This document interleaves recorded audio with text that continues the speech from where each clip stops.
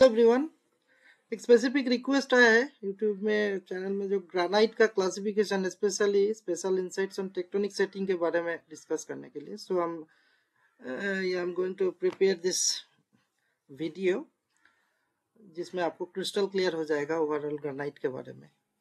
सो granite क्या है? Granite is a plutonic igneous rock. So कोई भी rock comprises of different minerals।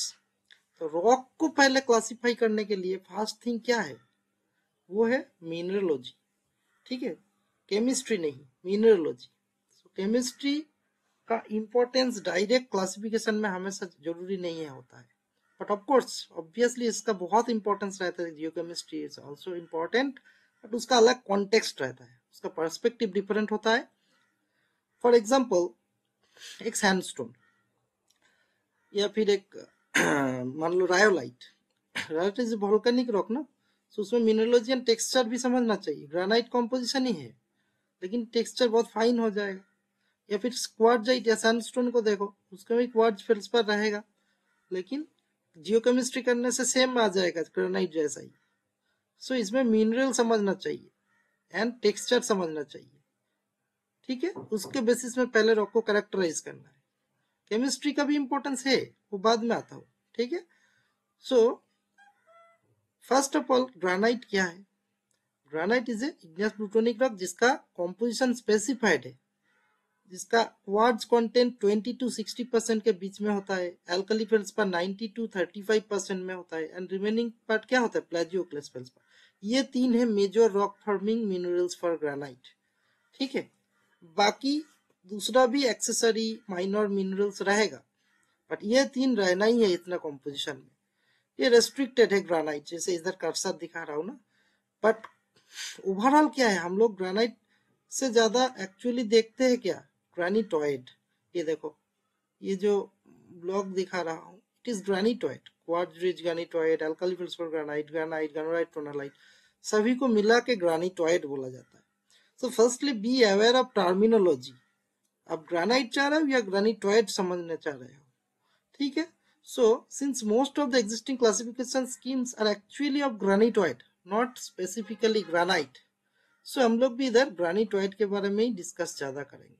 ठीक है, इन दिस कॉन्टेक्स्ट केमिस्ट्री को देखो, जैसे ग्रेनिटॉइड में क्वार्ट्ज कंटेंट क्या 20 to 60% के अंदर रहता है ग्रेनाइट में। ये देखो, ग्रेनाइट, ग्रेनिटॉइड सभी में ओवरऑल ग्रेनिटॉइड फील्ड में। लेकिन in terms of chemistry SiO2 कितना होना चाहिए? More than 65%।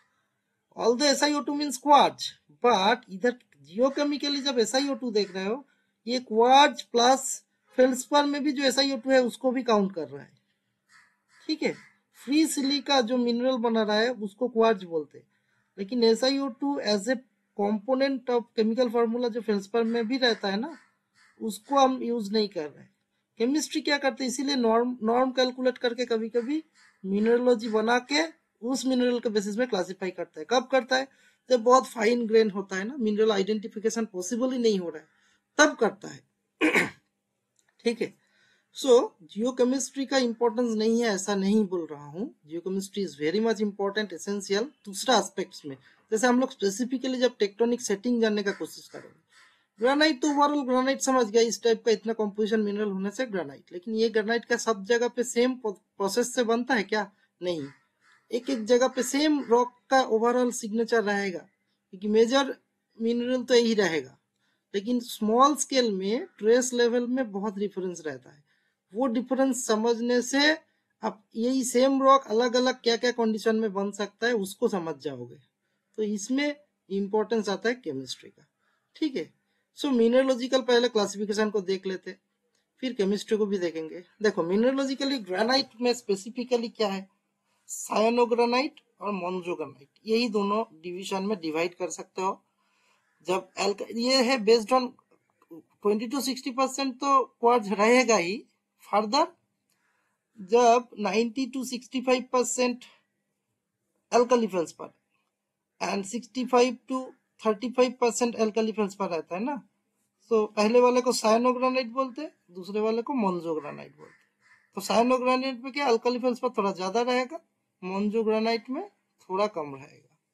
ठीक है, और ओवरऑल ग्रेनिटोइड देखने से तो आपको यही कॉम्पोजिशनल फील्ड दिख ही रहा है ना। तो इस बेसिस में आप लोग सिंपल क्लासिफिकेशन कर सकते हो। ओके, सो हमारे लिए first let us understand about basic mineralogy of granite and texture part also. So क्या है मिनरलोजिकली एसेंशियल मिनरल, देखो जैसे दिखा है quartz, alkali feldspar, plagioclase feldspar. Accessory क्या रह सकता है, मस्कोबाइट, बायोटाइट, एम्फीबो, ठीक है। एंड अदर्स कुछ भी रह सकता है, जर्कॉन, अपर्टाइट, इल्मेनाइट, रूटाइल, मैग्नेटाइट, ये बहुत कम मात्रा में रहेगा, स्पिन, पाइराइट और एनी अदर मिनरल्स रह सकता है depending upon the genetic history. Now here comes the importance of chemistry. ये जेनेटिक हिस्ट्री समझने से हमको तो सडनली एक ग्रेनाइट फील्ड में दिख गया, हम कैसे बोलेंगे कि कैसा सिचुएशन में बना, है ना। प्लूटोनिक बोल सकते हो ग्रेन साइज से, बट उससे ज्यादा डिटेल में टेक्टोनिक्स कौन सा सिचुएशन में हुआ, एक्सेसरी बहुत सारा ऑब्जर्वेशन करके भी एक लिमिटेशन तो आ ही जाएगा। देन उस टाइम में जियोकेमिस्ट्री का इंपॉर्टेंस आपको पता चलेगा। फिलहाल टेक्सचर में देखो क्या क्या देख पाओगे। देखो क्रिस्टलिनिटी या डिग्री ऑफ क्रिस्टलाइजेशन के बेसिस में देखने से आप क्या बोलोगे, हॉलो क्रिस्टलाइन बोलोगे ग्रेनाइट को, कि सब मैक्सिमम पार्टी क्रिस्टल है, वेल डेवलप्ड क्रिस्टल बनता है ना, क्योंकि इनफ टाइम मिलता है, प्लूटोनिक रॉक है, बड़ा बड़ा क्रिस्टल होने का टाइम मिलता है। Overall phaneritic medium to coarse grain रहता है, कोर्स ग्रेन तो रहेगा ही, इवन वेरी कोर्स ग्रेन भी रह सकता है। उसका साइज भी देखो, वेरी कोर्स कब बोलोगे, 3 सेंटीमीटर से ज्यादा होने से। सो ये ग्रेनुलारिटी और ग्रेन साइज बेसिस हो गया। टेक्सचर को देखो हम स्पेसिफिकली बोल रहे हैं।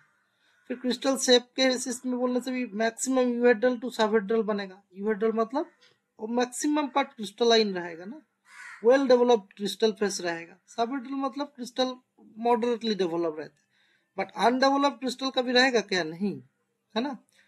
And intergranular relation, mutual relationship of crystals या मिनरल्स का बेसिस में देखने से भी टेक्सचरली क्या देखोगे, मैक्सिमम इक्विग्रेनुलर और इनइक्विग्रेनुलर भी देखोगे।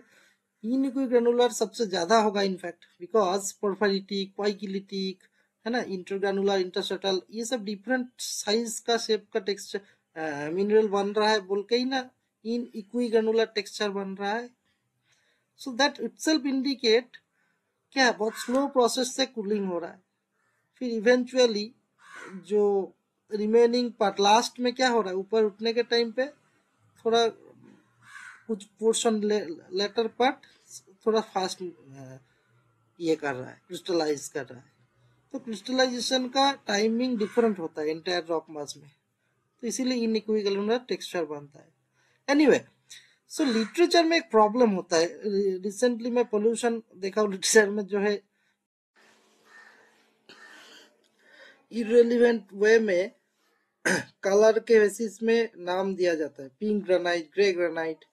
ओके, पिंक ग्रे वो कलर बेस्ड हो सकते हैं, बट अब कहाँ पे देखो, pink colour is not a diagnostic characteristics ना। अब पिंक के बेसिस में बोल दोगे कि पोटास फेल्स पर बहुत ज्यादा है, एंड दैट पोटास फेल्स पर के बेसिस में बोल दोगे कि यंगर ग्रेनाइट है जो कि बहुत लेट अर्कियन में बना है, वो कभी कभी मिसलीडिंग होता है।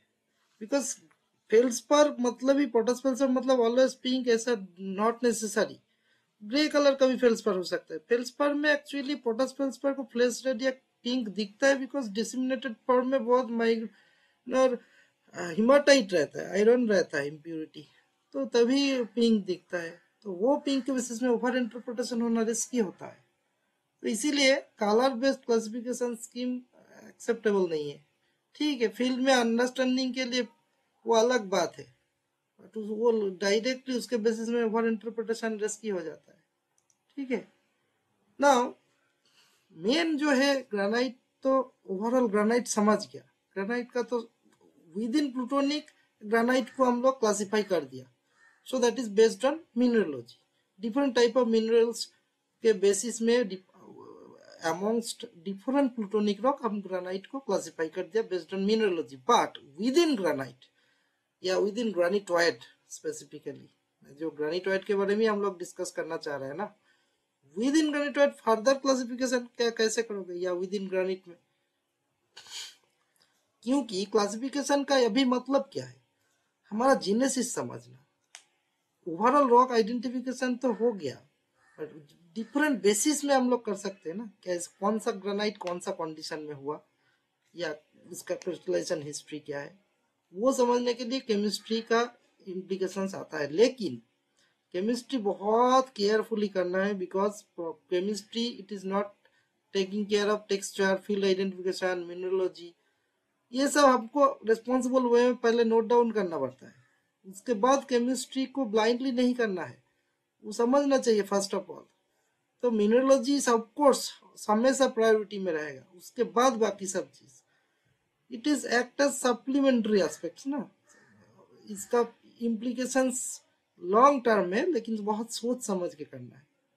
बिकॉज इट इज, कभी कभी इनडायरेक्ट प्रोसेस में नॉर्म कैलकुलेट कर देते हैं, बट ये भूलना नहीं चाहिए कि फाइनल जो हम लोग केमिस्ट्री देख रहे हैं ना, वो actually it is a product of multiple episodes, like fractional crystallization, assimilation, different type का magma mixing, partial melting, decrystallization, कभी कभी जेनोलिथ या इनक्लेव्स ऐड हो जाता है, तो हॉच पॉच टाइप का इवेंट्स हो जाता है ना। लेट और प्राइमरी मैग्मा, मैग्मा कोई ऐड होके या कोई निकल जाके, फ्रैक्शनल क्रिस्टलाइजेशन, बहुत सारा फैक्टर्स रहता है। तो ये इवन ऑल्ट्रेशन भी बहुत सोच समझ के करना है। ऐसे ही ब्लाइंडली सैंपल ले लिया, केमिस्ट्री कर दिया और क्लासिफाई कर दिया, या कोई प्लॉट कर दिया, टेक्टोनिक डिस्क्रिमिनेशन डायग्राम बना दिया, वो बहुत रिस्की होता है। तो उसमें क्लियर कट अंडरस्टैंडिंग होना है, ठीक है। Now here comes the importance of chemistry, and specifically major, minor and trace element। major element and trace element मान लो, selective trace element। Major element का रिस्क और ज्यादा है, पर ट्रेस एलिमेंट्स का इंपॉर्टेंस अभी तक हो, कैसे ट्रेस एलिमेंट इंपॉर्टेंट हो जाता है। ट्रेस एलिमेंट क्या क्या है? Light rare earth, heavy rare earth, HFAC जैसे high field strength elements, large और लिथोफाइल एलिमेंट्स, है ना। ये सब एलिमेंट्स का इंपॉर्टेंस बहुत ज्यादा बढ़ जाता है, ठीक है। लो फील्ड स्ट्रेंथ एलिमेंट्स का इम्प्लीकेशन अलग टाइप से है, मैं वो भी बोलूंगा। इधर देखो, इधर मेजर एलिमेंट का ऑक्साइड के बेसिस में जो क्लासिफाई कर रहे हो, प्लॉट कर रहे हो डेटा को, ग्रेनाइट का ही डेटा मान लो, ये भी दूसरा एक ग्रेनाइट का ही डेटा, लेकिन सिलेक्टिव ट्रेस एलिमेंट निकेल और जर्कॉन के बेसिस SiO2 के अगेंस्ट में प्लॉट कर रहे हो। इसमें देखो कितना सेंसिटिव है, इसका रेंज देखो कोई ज्यादा अप्रोक्सीमेटली हम लोग तो ऐसा करके डाल रहे हैं हर का डायग्राम में, बट कौन सा बेटर ट्रेंड दिखा रहा है, ये देखो कितना अच्छा ट्रेंड दिखा रहा है ना। सो इसमें आयोनिक पोटेंशियल थोड़ा जान लो, तब आपको फ्यूचर में बहुत काम आएगा नेक्स्ट में। Ionic charge by radius ratio, ठीक है। तो चार्ज जितना ज्यादा होगा उसको हाई फील्ड स्ट्रेंथ एलिमेंट्स बोलते हैं। इधर देखो charge versus ionic charge versus ionic radius को प्लॉट किया ना, तो इस साइड में क्या है, चार्ज ज्यादा है, जो ब्लू कलर का फील्ड दिखा रहा है, ये सब हाई फील्ड स्ट्रेंथ एलिमेंट्स। इसमें क्या है, low field strength element, but ionic radius ज्यादा हो जा रहा है, तो लार्ज एंड लिथोफाइल एलिमेंट्स। तो लार्ज एंड लिथोफाइल एलिमेंट्स क्या होता है, इनकॉम्पेटिबल एलिमेंट होता है ना, ठीक है। इनकॉम्पेटिबल एलिमेंट क्या होता है, जो इजीली क्रिस्टल फेज में नहीं आता है, लिक्विड में रहना प्रेफर करता है, सो उसका इम्प्लीकेशन फ्लूइड में चला जाएगा। सो हमारे लिए ज्यादा इंपॉर्टेंट कौन है, हाई फील्ड स्ट्रेंथ एलिमेंट्स ना, ठीक है। लो फील्ड स्ट्रेंथ एलिमेंट्स कहाँ यूज होगा, हाइड्रस फ्लूइड इंटरेक्शन, बिकॉज ये तो कोई पार्शियल मेल्टिंग होने से प्रेफरेंशियली यही चला जाएगा। तो जो रेस्टाइट हम रॉक देख रहे हैं ना, उसमें ये सब एलिमेंट नहीं रहेगा। हमारे लिए rare earth element specially HRE, because lower rare earth element relatively ज्यादा इनकम्पेटिबल होता है। However high rare earth element जो जिसका थोड़ा आयनिक रेडियस थोड़ा बड़ा होता है ना, ठीक है, वो थोड़ा ज्यादा कॉम्पेटिबल रहता है। तो हमारे लिए क्या, HFSC high filter element and HREE, ये सबसे इंपॉर्टेंट हो जाता है, बिकॉज ये डिस्टाइट में रह जाता है, लॉन्ग मेमोरीज को कैरी करता है। रॉक एक पत्थर सपोज इग्नियस रॉक बना, उसके बाद इसका पार्शियल मेल्टिंग हुआ, लेकिन पार्शियल मेल्टिंग होने से भी HFSC HRE ये सब लिक्विड फेज में नहीं जाता है, और रिटेन हो जाता है। तो मेमोरी, लॉन्ग मेमोरी को रख देता है ना, रिटेन करता है, तो उसके बेसिस में हम लोग एक्चुअल सोर्स को पकड़ लेते हैं। So to determine magmatic source, tectonic environment, इसमें किसका यूज ज्यादा होगा? HFSC and HRE। नाउ देखो जेनेटिक क्लासिफिकेशन में अभी आ जाओ। जियोकेमिस्ट्री बेस्ड क्लासिफिकेशन को हम लोग सिंपल 3 डिवाइड में डिवाइड करो फॉर टाइम। क्या क्या? Genetic classification SIAM, S for sedimentary protolith, igneous, anorogenic, ये M फॉर क्या है? मेंटल डिराइव्ड, है ना। टेक्टोनिक क्लासिफिकेशन है, और एक है classification based on alumina saturation index, Al2O3 divided by CaO plus K2O Na2O, है ना। ये वाला, तो ये वाला तीनों क्लासिफिकेशन सभी केमिस्ट्री का ही है। देखो जियोकेमिस्ट्री बेस्ड है, बट अलग अलग स्टाइल से किया गया। What next? जियोकेमिस्ट्री छोड़ के रेडियो थर्मल या हमारा जो हीट कैप प्रोडक्शन जो होता है ना, इंथैल्पी बोलते हैं ना थर्मोडाइनमिक्स में, थर्मोडाइनमिक क्लासिफिकेशन भी आप बोल सकते हो। High heat producing granite, low heat producing granite, है ना। इवन जियो फिजिक्स के बेसिस में भी क्लासिफिकेशन होता है, फिजिक्स के बेसिस में। ये तो रेडिएशन इसके लिए भी केमिकल डेटा चाहिए बोल के केमिस्ट्री के अंदर रखा हूँ। फिजिक्स के बेसिस में भी हो सकता है, जैसे इसमें देखो फिजिक्स का बेसिस में कितना इंपॉर्टेंट क्लासिफिकेशन है। देखो based on depth of emplacement, epizone granite, mesozone granite, catazone granite होता है, सब डिस्कस करेंगे, ठीक है। सो पहले केमिस्ट्री बेस्ड क्लासिफिकेशन को एक 1 by 1 देखो बेस्ड ऑन हीट प्रोडक्शन क्या है? हीट प्रोडक्शन का जो कैलकुलेशन है ना, इक्वेशन, इसमें देखो माइक्रोवाट पर क्यूबिक मीटर रेट में हीट प्रोड्यूस होता है डिपेंडिंग अपॉन द कॉम्पोजिशन, कितना थोडियम रहेगा, कितना यूरेनियम रहेगा, कितना पोटेशियम रहेगा। They are radio active elements, ठीक है। तो रेडिएशन क्या करेगा? हीट प्रोड्यूस करेगा। तो वो हीट प्रोडक्शन कैपेबिलिटी के बेसिस में भी आप ग्रेनाइट को क्लासिफाई कर सकते हो। इसमें 2.56 ये सब क्या है? ये स्पेसिफिक ग्रेविटी है, एवरेज डेंसिटी मान लो, ठीक है ना। हम लोग 1 by 1 केमिस्ट्री में आते हैं।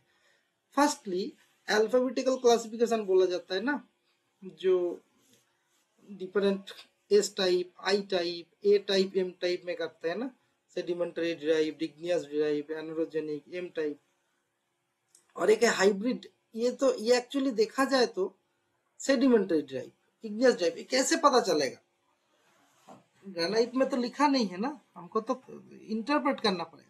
सो इंटरप्रेट करने के लिए जो टूल यूज होता है ना, इसको हाइब्रिड टूल, इसीलिए हाइब्रिड क्लासिफिकेशन इसीलिए बोलते हैं because it uses mineralogy, major element as well as trace element, सभी को लेता है। सो ये ज्यादा रिलायबल है, ये सबसे ज्यादा इंपॉर्टेंट भी हो जा रहा है ना, क्योंकि हर चीज को it has taken into consideration. Unbiased way में सभी को ले रहा है। देखो टेक्टोनिक्स भी यूज हो रहा है। अभी इस टाइप कहाँ बनता है? देखो इस type granite specifically characterized by, जिसमें एल्यूमिना ज्यादा रहेगा, सेडिमेंटरी प्रोटोलिथ में Al2O3 ज्यादा रहेगा ना। ये देखो high Al but contain no hornblende. So alumina कहाँ रहेगा? सायालिक क्रस्ट में, सो कॉन्टिनेंटल क्रस्ट में ना, SiAl, सिलिकॉन एल्यूमिनियम, ये सब कहाँ ज्यादा रहेगा? कॉन्टिनेंटल क्रस्ट में। इसीलिए कॉन्टिनेंटल क्रस्ट का जहाँ पे पार्शियल मेल्टिंग होता है ना, वो मेल्टिंग होके जो मैग्मा बनता है, वो मैग्मा धीरे धीरे सबसरफेस में प्लूटोनिक कंडीशन में प्रिजर्व होके, फ्रीज्ड होके जो प्लूटोनिक रॉक बनता है, उसको हम लोग एस टाइप ग्रेनाइट बोलते हैं, ठीक है। सो कहाँ बनेगा इस टाइप का? पार्शियल मेल्टिंग होगा, रीजनल मेटामॉर्फिक टेरेन में बनेगा ना, पार्शियल मेल्टिंग ऑफ मेटासेडिमेंट्स।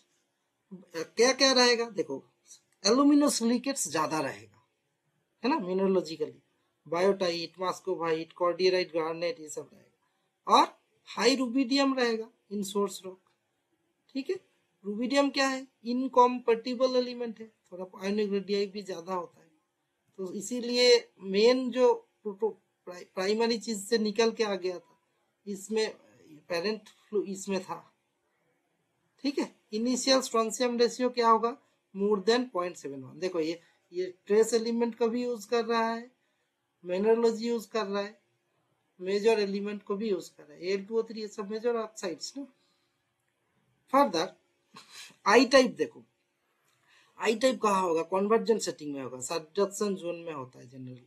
ठीक है, कैसे पता चलेगा? I type granite is characterized by high Ca and Na, calcium and sodium ज्यादा रहेगा। ठीक है, तो फिर ये मेजर एलिमेंट हो गया। हॉर्नब्लेन एंड स्पिन रहेगा। इस टाइप में क्या था? हॉर्नब्लेन नहीं था, इसमें हॉर्नब्लेन स्पिन ये सब रहेगा। ठीक है, so melting of deep crustal igneous rock, अभी शैलो क्रस्टल बोल रहा था, अभी डीप पार्ट में जब जाओगे तब होता है I type granite. Igneous source ही है ना हमारा। शैलो क्रस्ट मतलब क्या है? कॉन्टिनेंटल क्रस्ट में ग्रेनाइट के ऊपर जो सेडिमेंट बना वही है ना। सेडिमेंट ज्यादा मेल्ट होने से एल्यूमिनो सिलिकेट बनेगा। लेकिन डीप पार्ट में क्या है? सेडिमेंट के नीचे तो बेसमेंट ग्रेनाइट ही है ना, या ग्रेनिटॉइड ही है ना। तो वो पुराना ग्रेनिटॉइड, पुराना जमाने में क्या बनता था? प्लाजियोक्लस फेल्सपारिज बनता था, वो भी बोलूंगा मैं। तो पुराना ग्रेनिटॉइड अगर मेल्ट होके जो ग्रेनाइट बनाएगा तो वो हो जाएगा आई टाइप ग्रेनाइट। ठीक है, इग्नियस रॉक का ये होके सोर्स रीजन में रूबिडियम कम रहेगा। ठीक है, टीटीजी क्या है? तो टोनालाइट ट्रांजिमाइट गैनोडायराइट है ना। टीटीजी का पहले भी गैब्रो था ना, प्लूटोनिक रॉक। ठीक है, सो कोई भी कॉन्टिनेंटल क्रस्ट का ही रॉक लोअर पार्ट अगर पार्शियली मेल्ट होगा तो क्या होगा? आई टाइप ग्रेनाइट बनेगा।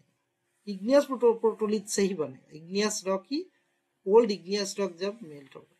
ठीक है, टोनालाइट ट्रांजिमाइट देखो, प्लाजियोक्लस फेल्सपार बाउंस रिएक्शन सीरीज भी देखो ना, प्लाजियोक्लस पहले बनता है, पोटास फेल्सपार बाद में बनता है। सो जितना एज यंगर होगा ग्रेनाइट, एक्चुअल सेंसुस्टिक्टो ग्रेनाइट जो ब्रैकेट किया ना, एग्जैक्ट ग्रेनाइट है, नॉट ग्रेनिटॉइड के अंदर जो एग्जैक्ट ग्रेनाइट है वो कब बनता है? 2.5 बिलियन ईयर्स, एकदम लेट आर्कियन, उसके पहले होता था टीटीजी। ठीक है, टीटीजी मतलब that is plagioclase feldspar rich. Potash feldspar बाद में बना, वो भी बोलेंगे। फर्दर ए टाइप मतलब एनोरोजेनिक ग्रेनाइट। इसमें क्या है? कोई टेक्टोनिक्स का बात नहीं है, सिंपल। जहाँ पे कॉन्टिनेंटल में कभी कभी हॉट स्पॉट्स होता है ना, तो इसमें क्या कैरेक्टरिस्टिक्स क्या आएगा? सिलिका ज्यादा रहेगा, बहुत ज्यादा रहेगा, और एल्कालिस रहेगा। एल्कालिस मतलब एफईएमजी रहेगा, हेलोजन रहेगा, है ना। पार अल्कलाइन रॉक होता है। पार अल्कलाइन क्या है? वो एल्यूमिना सिलिकेट के हिसाब से बोलेंगे। पार अल्कलाइन जो वो होता है जिसमें Na2O K2O ये सब ज्यादा रहता है Al2O3 रिलेटिवली कम रहता है। ठीक है, तो ये स्टेबल क्रेटोनिक एनवायरनमेंट में बनता है। इतना तक जान के रखो। फर्दर इसको जब बाकी सब क्लासिफिकेशन को एक जगह करेंगे तब इसके साथ ज्वाइन समझाएंगे कैसे बनता है। तो इसका टेक्टोनिक इम्प्लीकेशन एज सच ये कोई टेक्टोनिक जगह पे होता है, मतलब जहाँ पे कोई डिफॉर्मेशन नहीं है, स्टेबल होता है। ठीक है, बट ऑफकोर्स प्लूटोनिक एनवायरनमेंट तो है। एम टाइप कहाँ होता है? एम टाइप देखो मेंटल डिराइव्ड होता है, originate as fractionated mantle melt. Mantle melting जहाँ पे होता है तो डायरेक्ट मेंटल मटेरियल कभी कभी आ जाता है ना स्पेसिफिक एनवायरनमेंट में, अंडरप्लेटेड मेंटल मेल्ट जहाँ पे होता है। सो क्रास्टल मटेरियल्स के साथ एसिमिलेट होगा, बट फिर भी हम लोग समझ जाएंगे। ठीक है, क्यों समझ जाएंगे? बिकॉज रूबिडियम, थोडियम, यूरेनियम ये सब जो लार्ज एंड लिथोफाइल इनकम्पेटिबल एलिमेंट्स है वो नहीं रहेगा, फटक से डायरेक्ट आ रहा है ना। सो ये क्रिस्टल मेल्ट के साथ ज्यादा मिक्सिंग नहीं होता है, ओवरऑल स्पीड में ही आ जाएगा मेंटल डिराइव्ड। और इनिशियल स्ट्रॉन्सियम रेशियो क्या रहेगा? देखो लेस देन 0.705 रहेगा। इसमें क्या था देखो, लेस देन 0.708। अच्छा, स्ट्रॉन्सियम में ये 0.71 थर्ड डेसिमल भी बहुत इंपॉर्टेंट रखता है। ठीक है, ये 0.710 और 0.708 या 0.705 ये सेम नहीं है, ये बहुत डिफरेंस हो जाता है, क्योंकि ये थर्ड डेसिमल में ही मेनली इसका इंपॉर्टेंस आता है। ठीक है, सो ये टोनालाइट्स बनाता है। सो ये सबसे ओल्डर होता है एम टाइप ग्रेनाइटोइड्स। अभी बोल रहा था ना टोनालाइट ट्रांजिमाइट गैनोडायराइट टीटीजी जिसको बोलते हैं, वो एम टाइप ग्रेनाइट ज्यादा होता है, मेंटल डिराइव्ड होता है, या फिर थोड़ा बहुत एसिमुलेट होगा, ज्यादा से ज्यादा इस टाइप का बनता है। ठीक है, further time and depth of emplacement के बेसिस में टेक्टोनिक्स के हिसाब से टाइमिंग देखो, वो तीन टाइप से हम कर सकते हैं, आइदर पोस्ट टेक्टोनिक, सिन टेक्टोनिक और प्री टेक्टोनिक। जो ग्रेनाइट कोई भी टेक्टोनिक्स ऑरिजिनी का पहले ही बन गया था तो उसमें क्या होगा, उसके बाद टेक्टोनिक इम्प्रिंट आएगा प्री टेक्टोनिक, उसके ऊपर बहुत सारा फैब्रिक आएगा, बहुत डिफॉर्म रहेगा ना। पोस्ट टेक्टोनिक से क्या होगा, पोस्ट टेक्टोनिक मतलब टेक्टोनिक इवेंट्स के बाद ग्रेनाइट आया तो उल्टा फॉल्ट या फ्रैक्चर जोन से कोई मतलब नहीं, उल्टा फ्रैक्चर जोन के ऊपर इम्प्लस्ड हो गया। फ्रैक्चर जोन को प्लूटोनिक जो ग्रेनिटिक बॉडी वो काट करेगा, ग्रेनिटिक बॉडी अफेक्टेड नहीं होगा, ग्रेनाइट काट कर रहा है। सिन टेक्टोनिक है, दोनों कॉनकॉर्डेंट फैब्रिक्स आएगा, ये चीज समझना चाहिए। तो अभी और टेक्टोनिक्स के बेसिस में ऐसा करके ओवरऑल हौच-पौच बनाया गया है। इसमें जियोकेमिस्ट्री कैसे काम आएगा अभी दिखाया ना कि डिफरेंट ट्रेस एलिमेंट्स, उसके लिए डिफरेंट प्लॉट है, उसमें आऊंगा। डिफरेंट प्लॉट को बहुत स्टैटिस्टिक्स, बहुत सारा डेटा को कलेक्ट करके स्टैंडर्ड नोन से अननोन किया गया है। बहुत सारा नोन ग्रेनाइट जहाँ पे कॉन्टिनेंट में प्रेजेंट में दिख रहा है कि कॉन्वर्जेंट सेटिंग में ग्रेनाइट बन रहा है, वो सब ग्रेनाइट एरिया से बहुत सैंपल लेके प्लॉट किया कैसा आ रहा है, उसको स्टैंडर्ड फील्ड बना दिया। सिमिलरली कोई दूसरा continental arc, oceanic island arc, continental coalition, सब जगह के बहुत सैंपलिंग किया। वो सैंपलिंग को प्रॉपर डिफरेंट स्पेसिफिक जो सेंसिटिव ट्रेस एलिमेंट बोला था ना, उसके बेसिस में प्लॉट करके दिख रहा है एक स्टैंडर्ड पैटर्न बन रहा है, वो पैटर्न को फील्ड बना दिया। नाउ अननोन सैंपल को उधर फेंकने से, वो डालने से जहां पे वो आएगा वो फील्ड के कोरस्पॉन्डिंग हम लोग नाम देते हैं। यही है स्टैंडर्ड प्रैक्टिस किया गया है। And interpret known to unknown ही होता है जियोकेमिस्ट्री का मैक्सिमम, ठीक है। बट उसका एक्यूरेसी एंड प्रिसीजन बहुत, क्वालिटी एश्योरेंस, क्वालिटी कंट्रोल, ये सब एस्पेक्ट्स बहुत ध्यान दे के रख के ये सब किया गया था, ठीक है। इसका देखो एग्जाम्पल है सभी जगह का। जियोकेमिस्ट्री का अभी देखो लिंक हो रहा है टेक्टोनिक्स के साथ, calc-alkaline, M type, I type, hybrid, metaluminous, सभी को लिंक कर दे रहा है। ना एल्यूमिना सैचुरेशन इंडेक्स के बारे में हम अभी बोल रहे थे ना, Al2O3 के बेसिस में। बट इसमें ध्यान रखो, देखो ये टोटली मेजर एलिमेंट बेस्ड है। मेजर एलिमेंट मतलब जिसका 1% से ज्यादा आता है, लेकिन मेजर एलिमेंट बहुत ज्यादा हर जगह पे रिलायबल नहीं, बहुत ध्यान से करना पड़ता है। Major element prone to be altered more ना, बहुत ज्यादा है लेकिन उसको ऑल्टरेशन भी बहुत ज्यादा होता है।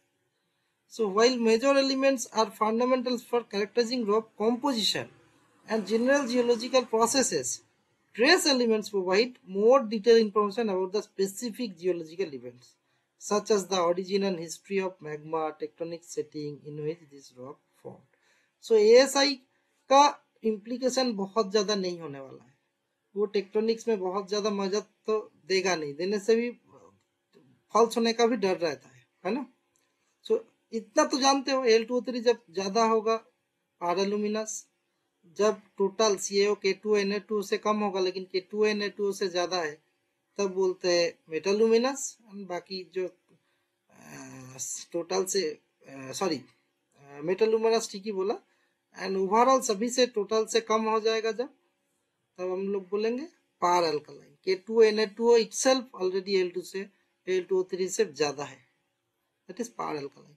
सो पार अल्कलाइन कहाँ बनेगा, इसमें ना मैं एक काम करूंगा, ट्रेस एलिमेंट्स के बारे में एक डिटेल में वीडियो बनाऊंगा, तब कि आपको ट्रेस एलिमेंट्स के बारे में और क्लियर हो जाए। क्योंकि ग्रेनाइट क्लासिफिकेशन में टेक्टोनिक्स या मैग्मा का फर्दर डिटेल होने से ट्रेस एलिमेंट्स का इंपॉर्टेंस आ जाता है।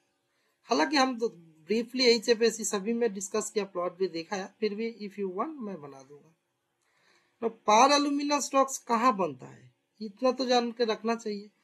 पार एल्यूमिनस, बहुत सारा एल्यूमिना कहाँ बनेगा, जैसे दिखा है ना एस टाइप ग्रेनाइट के टाइप, देखो अभी लिंक होगा। एस टाइप ग्रेनाइट कहाँ बनता है, कॉन्टिनेंट के अंदर, वो भी शैलो पार्ट में, है ना। सेडिमेंट्री रॉक का ज्यादा मेल्टिंग होगा जहाँ पे, ठीक है।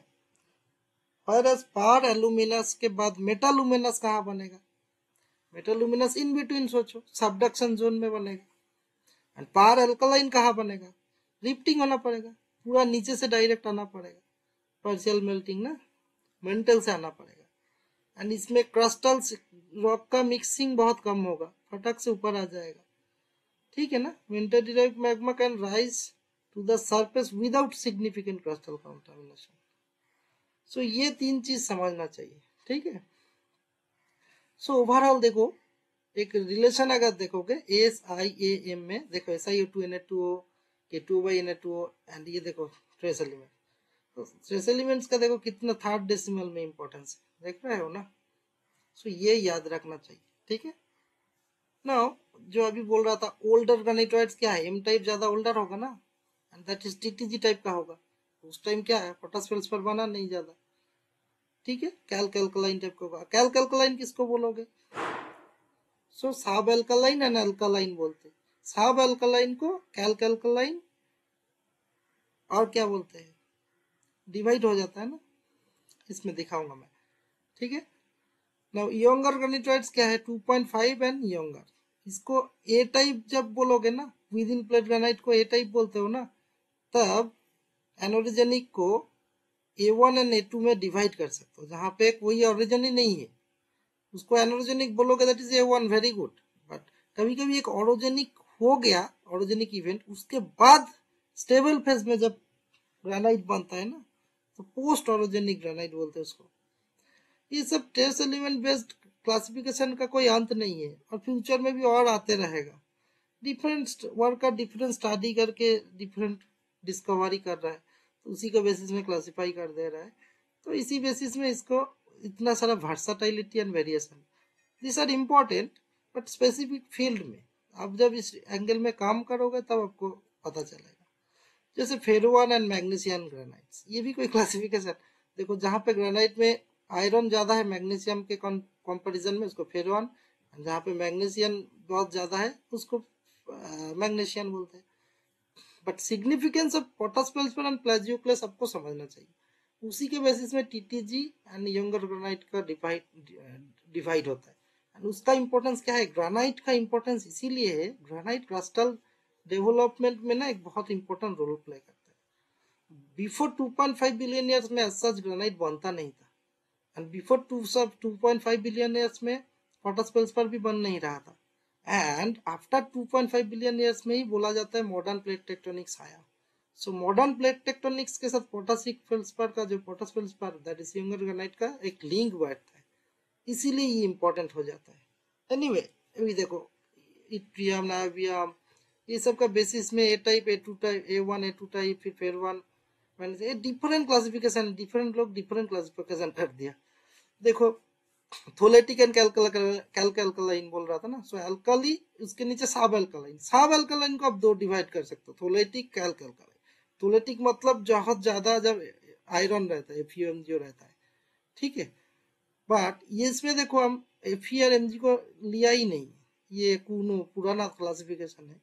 मैं बोल रहा हूँ ना केमिस्ट्री बेस्ड क्लासिफिकेशन का बहुत सारा वेरिएशन मिलेगा आपको, ठीक है। बट ओवरऑल आपका कॉन्सेप्चुअल क्लैरिटी होना चाहिए। K2SiO2 के बेसिस में देखो कहीं पे सॉसोनिटिक बोलते हो, हाई पोटास कैल्क एल्कलाइन बोलते हो, मीडियम पोटास कैल्क एल्कलाइन, लो पोटासिक ग्रेनाइट बोलते हो, है ना। फिर ऑरोजेनिक का भी बेसिस में क्या करो, मैं बोला ना डिफरेंट जगह से नोन से प्लॉट करके बहुत सारा सैम्पलिंग करके ये स्टैंडर्ड फील्ड बना। ये स्टैंडर्ड फील्ड में अभी आपका, आप तो जानते नहीं, अननोन सैंपल को डालो, सो वो स्टैंडर्ड फील्ड के अंदर में फॉल हो जाएगा, तो उसके बेसिस में होता है। So that is called known to unknown. बहुत सारा नोन जगह का, जहाँ का टेक्टोनिक सेटिंग जानते हैं, उस जगह का स्टडी करके उसके बाद किया जाता है इस टाइप का, ठीक है। जैसे देखो source, crustal source, mix crustal mantle source and mantle source, ये तीनों के बाद छोड़ के और कोई सोर्स नहीं हो सकता ना। सो क्रास्टल सोर्स होने से क्या होगा, एस टाइप होगा, एंड मैक्सिमम कहीं आई टाइप भी हो सकता है, बट मैक्सिमम क्या होगा एस टाइप होगा, शैलो लेवल का। और शैलो लेवल होने से 2 माइका ग्रेनाइट आएगा, माइका बहुत आएगा ना, एल्यूमिनस सिलिकेट्स रहेगा ना, से पार एल्यूमिनस रहेगा। पार एल्यूमिनस मतलब ही तो एल्यूमिनस सिलिकेट्स ज्यादा है, Al2O3 ज्यादा है ना। फर्दर मिक्स्ड में क्या रहेगा, देखो मेटालुमिनस रहेगा, है ना। और मेंटल डिराइव में पार अल्कलाइन, बहुत मजेदार है, लिंक्ड है एक्चुअली, कनेक्टेड है, समझने से आपको क्लियर हो जाता है। ये सबडक्शन जोन, इसमें देखो कोलिशन एंड पोस्ट कोलिशन दोनों हो सकता है, जस्ट क्रस्ट के अंदर है ना इसमें। बट इसमें क्या है, इसमें एनोरोजेनिक हो सकता है, रिफ्ट हो सकता है, ये चीज समझना चाहिए। नाउ अभी देखो नायोबियम इट्रियम के बेसिस में प्लॉट, नायोबियम इट्रियम सीरियम के बेसिस में plot, rubidium, yttrium plus नाइट्रियम against level. सो ये सब डिफरेंट प्लॉट मिलेगा आपको, ये सब डिफरेंट प्लॉट के बेसिस में डिफरेंट फील्ड है। और वो फील्ड, ये सब फील्ड कैसे बनाया गया है, ये बहुत सारा same same, for example with in plate granite जहाँ जहाँ कन्फर्म है विद इन प्लेट देखा जाता है सेटिंग, नॉन सेटिंग से बहुत सारा सैम्पलिंग करके उसको डाला गया है, वो देखा है इसी जोन के अंदर फॉल होता है, तो इसको फील्ड बना दिया। अभी अननोन सैंपल डालने से उसी के अंदर पड़ेगा। सो ऐसा करके ये सब डिफरेंट टाइप का प्लॉट्स बनाया गया है। क्योंकि प्लूटोनिक रॉक जो स्पेशली ग्रेनाइट का क्लासिफिकेशन करना बेस्ड ऑन केमिस्ट्री उतना इजी टास्क नहीं है, इसको बहुत मेहनत करना पड़ता है। इसीलिए स्पेसिफिक कुछ प्लॉट को ये लोग ज्यादा ध्यान देते हैं। जैसे मैं बोला कौन सा एलिमेंट होगा, हायर HRE होगा, and high field strength element होगा, ठीक। वो उसको ज्यादा ध्यान देकर रखता है, ठीक है। ये सब इतना तो टेक अवे है, आप समझ जाओ। देखो रूबिडियम, इट्रियम, नायोबियम, है ना, बट मेजर एलिमेंट के बेसिस में जब करोगे वो थोड़ा रिलायबिलिटी रिस्की हो जाता है। और 1 2 3 4 5 6 ऐसे करके ये लोग फील्ड बनाते हैं, R1 R2। ये भी डीलर ओचे का है। ये क्लासिफिकेशन में सभी एलिमेंट को लिया जाता है, मैक्सिमम मेजर एलिमेंट ऑक्साइड्स को लिया जाता है। उसका different calculate R1 and R2 का बहुत बड़ा बड़ा इक्वेशन रहता है, ठीक है। वो तो आपको कहीं भी कोई भी लिटरेचर में मिल जाएगी, इसलिए मैं इसमें ज्यादा घुस नहीं रहा हूँ। देखो ऐसा करके फील्ड को बनाया, कौन सा फील्ड में आपका डेटा गिरेगा उसी के बेसिस में अब आपको प्लॉट कर रहा हूँ। So most important another thing है geophysical classification, that is based on depth of emplacement. Epizone granite, mesozone granite, इसको कैसे डिवाइड किया जाता है जियोफिजिकली, मैकेनिकल प्रॉपर्टी से। एपीजोन ग्रेनाइट मतलब शैलो सरफेस से, तो ग्रेनाइट मतलब सरफेस का नीचे आज दिख रहा है सरफेस में कोई भी ग्रेनाइट एक्सपोजर, बट रियलिटी में बना कहाँ है, प्लूटोनिक मतलब नीचे बना था ना। सो एपीजोन ग्रेनाइट बना था कौन सा सेटअप में, उसका इंडिकेशन है 1 किलोमीटर से 4 किलोमीटर के अंदर। मेसोजोन तो 2-4 किलोमीटर से अप टू 10 किलोमीटर। एंड कैटाजोन बहुत डीपर ग्रेनाइट होता है, 8-10 किलोमीटर से फर्दर 20-30-40 किलोमीटर तक डेप्थ में बन सकते हैं ग्रेनाइट, ठीक है। तो कैरेक्टरिस्टिक फीचर्स कैसे पता चलेगा, क्यों डेप्थ बोल रहा हूँ। सो जितना डीपर ग्रेनाइट है उसका जितना बड़ा बड़ा क्रिस्टल साइज होगा, ग्रेन साइज होगा। एंड मोर ओवर ये ग्रेनाइट जब इम्प्लेस हो रहा है, डेप्थ ऑफ इम्प्लेसमेंट, वो उसका कंट्री रॉक के साथ टेम्परेचर कॉन्ट्रास्ट कहाँ ज्यादा रहेगा, जितना शैलो में आओगे हॉट ग्रेनाइट और cool surrounding country rock, sharp contact बनेगा। और जितना नीचे की तरफ जाओगे, कैटाजोन में क्या है, ग्रेनाइट खुद भी हॉट है, उसका सराउंडिंग भी तो इनफ हॉट है बिकॉज ऑफ जियोथर्मल ग्रेडियंट। तो कैटाजोन ग्रेनाइट में क्या होगा आप समझ में नहीं पाओगे, ग्रेनाइट मिग्माटाइट, ग्रेनाइट मिग्माटाइट इधर उधर रहेगा, बहुत अच्छी तरह समझ ही नहीं पाओगे होस्ट रॉक और ग्रेनाइट का कांटेक्ट, समझ रहे हो। तो इस टाइप का सिचुएशन बन जाता है। मेसोजोन इन बिटवीन। सो ऐसा प्रॉपर अच्छी तरह एपिजोन मेसोजोन कैटाजोन को ट्रैक करने से आप क्रिस्टल टिल्टिंग भी कोई कोई मेजर कर लेता है। एनीवे अभी का जो क्लासिफिकेशन क्राइटेरिया है ये तो फिर क्या हुआ, जो physical classification depth wise direct, tectonic classification के लिए स्पेसिफिक टेक्टोनिक डिस्क्रिमिनेशन डायग्राम्स रहता है, लॉट ऑफ दैट मैं डिस्कस किया, जो based on HFSC and HRE sometimes mainly high field strength elements या कोई पर्टिकुलर ट्रेस एलिमेंट्स को यूज होता है, ठीक है। एंड जो बेसिक क्लासिफिकेशन, सो यही है ग्रेनाइट का classification to my knowledge. So I hope आपका ये काम आएगा। Thank you.